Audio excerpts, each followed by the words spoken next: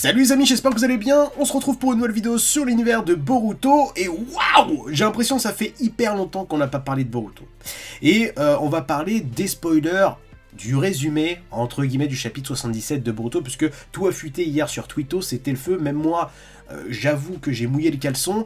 Et pour te dire brièvement ce qui se passe, donc dans les grandes lignes, on a Kawaki qui annonce à Naruto et Hinata qui va buter Boruto. Ça voilà, tu l'as. On a Code qui se prépare tranquillou bilou avec les clones de Jubi pour envahir Konoha. On a Daimon qui découvre que Himawari a un putain de pouvoir à l'intérieur d'elle. Genre le mec il est choqué. Donc ça aussi on va en débattre dans cette vidéo. Et on a Kawaki qui va téléporter Naruto et Hinata en fin de chapitre dans une autre dimension.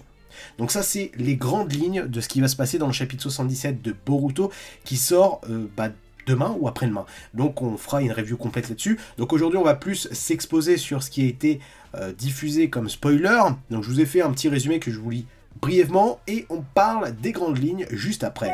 Le chapitre 77 de Boruto reprend là où le chapitre 76 s'est arrêté, tu l'as deviné, Kawaki ressent la présence de Momoshiki et s'en prend à Boruto. Shikamaru intervient et ordonne à Kawaki de se calmer et de se concentrer sur la mission. Kawaki décide de quitter la colocation et de se cacher et de masquer son chakra pour qu'il ne soit pas détecté. Eida et Daimon sortent également de la maison, Boruto essaye de localiser Kawaki mais échoue. Eida propose à Tsumire et Sarada d'aller faire du shopping. Pendant ce temps, ça continue et on a Code qui prépare ses humanoïdes grâce à Jubi. Par ailleurs, Code explique qu'il voulait surprendre Konoha avec son armée et son attaque. Malheureusement, avec Eida, ça va être compliqué et son Senrigan. Daimon continue de rabaisser Boruto et rencontre Himawari, qu'il va attaquer mais stoppe son coup au dernier moment, puisqu'il va ressentir une grande puissance en elle qui va l'effrayer. Kawaki retourne chez Naruto et Hinata, où il explique qu'il va faire tout pour protéger Naruto, quitte à mourir lui-même.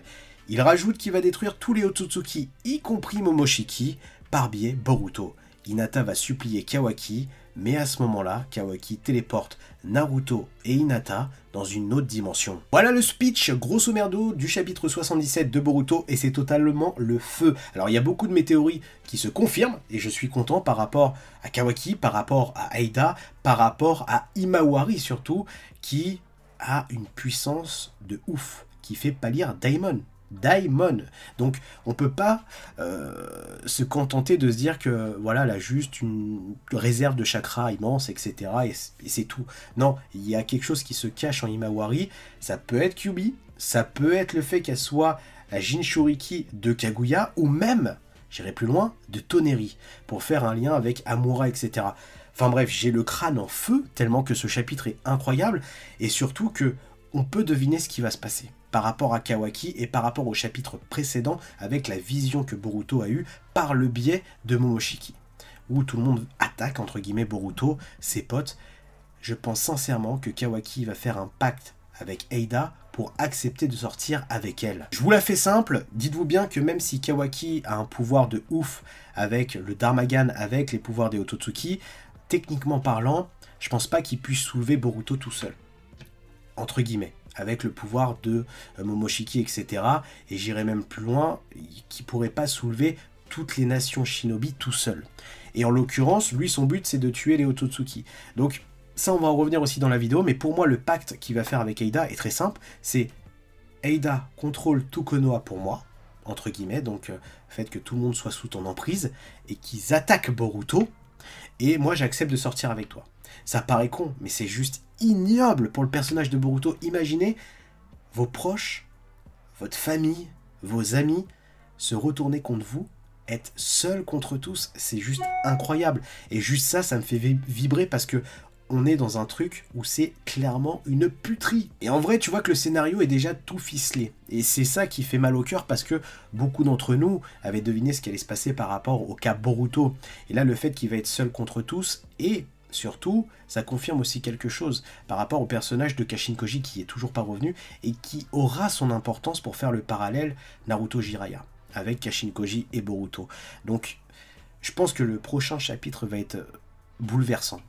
Même là, ça l'est, entre guillemets, parce qu'on a Naruto et Hinata qui sont dans une autre dimension, ils sont plus là.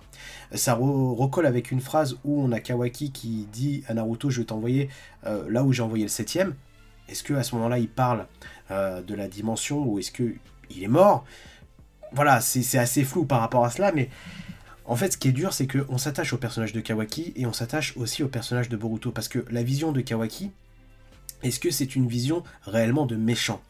Tu vois ce que je veux dire? Parce qu'au final, il veut protéger Konoha, le monde shinobi, et même Naruto plus précisément, d'une menace imminente qui pourrait pop. Momoshiki, les Otsutsuki, et ce Boruto qui un jour pourrait vriller.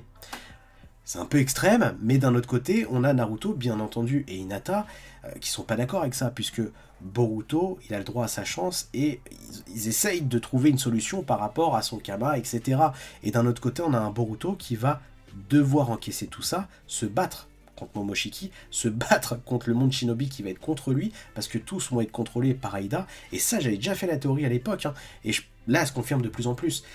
On aura peut-être Himawari qui sera peut-être pas contrôlée, parce que si jamais elle a un Otsutsuki en elle, elle n'est pas affectée par le pouvoir de Aida. Et pour moi, je pense que l'absence de Toneri, ou même de Kaguya, quand je l'avais expliqué dans une vidéo, si jamais ils nous font Himawari, Jinchuriki de Toneri, ou alors de Kaguya, ça change la donne. Enfin, le cas de Himawari, on va s'y pencher sur une autre vidéo, je reviendrai dessus, mais dans l'idée, se dire que Daimon ait peur de ça, alors que le mec il a un pouvoir comme Meliodas avec le full counter, donc plus tu vas l'attaquer, plus il va te renvoyer l'attaque, entre guillemets, je veux dire pourquoi il aurait peur, tu vois? Qui est à l'intérieur de Himawari? Qu'est-ce que c'est? Alors si c'est Kyuubi, je serais heureux aussi, je te le cache pas, mais pour moi ça serait plus un Otsutsuki. Un Otsutsuki qui expliquerait que Himawari ne vrille pas et ne soit pas sous le contrôle de Aida, et donc pourquoi pas, donc entre guillemets les survivants de tout ça, on aurait Sasuke, Kashin Koji, Boruto et Himawari, et on n'aurait pas Himawari sur le banc de touche.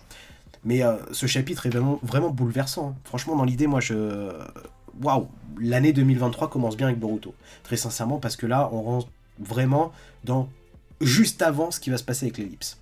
Donc ça va être juste incroyable. Le chapitre sort demain ou après-demain. Donc bien entendu, je vais bien le lire, bien l'analyser pour en faire belle review dans la semaine, mais dans tous les cas, dites-moi ce que vous avez pensé de ces spoilers, du cas de Himawari, du cas de Kawaki. Est-ce que pour vous, vous avez envie de le mêler, ou est-ce que vous acceptez un petit peu sa vision des choses comme on avait pu accepter Sasuke à l'époque? Dites-moi tout ça en commentaire. J'ai oublié de préciser une chose, mais il faut imaginer un petit peu la dinguerie qui se prépare, parce que on va avoir Boruto contre Kawaki, mais on va avoir Kawaki et Boruto qui seront aussi peut-être contre Code.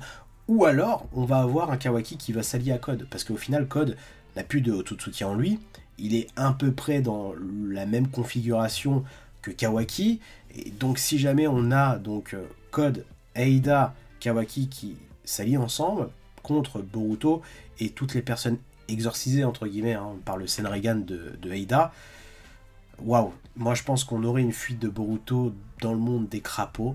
Ok, donc on meut beaucoup ou autre part avec Kashin Koji pour se cacher de tout ça, en masquant son chakra, etc. Le temps de revenir en force et de cultiver un petit peu son Kama, son pouvoir et tout, et de trouver une solution à ce bordel. Mais dans tous les cas, on en reparle cette semaine, dès que le chapitre sort. Dites-moi toutes vos théories en commentaire. Je vous kiffe, ça me fait plaisir de refaire des vidéos sur Boruto. A très bientôt, tchuss!